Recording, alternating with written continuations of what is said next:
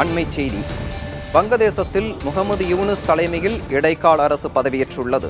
கூடுதல் விவரங்களை செய்தியாளர் கணபதியிடம் கேட்கலாம். வங்கதேசத்தில் இடைக்கால அரசு பதவியேற்றுள்ளது. முகமது யூனுஸ் தலைமையில் 17 பேர் கொண்ட ஆலோசனை குழு அமைக்கப்பட்டுள்ளது.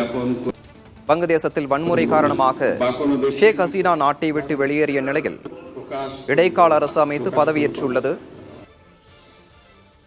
பேராசிரியர் முகமது யூனுஸ் தலைமையில் இடைக்கால அரசு பதவியேற்றுள்ளது. முகமது யூனுஸுடன் 17 பேர் கொண்ட குழு பதவியேற்றுக் கொண்டது. அண்மை செய்தியாக பார்த்து வருகிறோம்.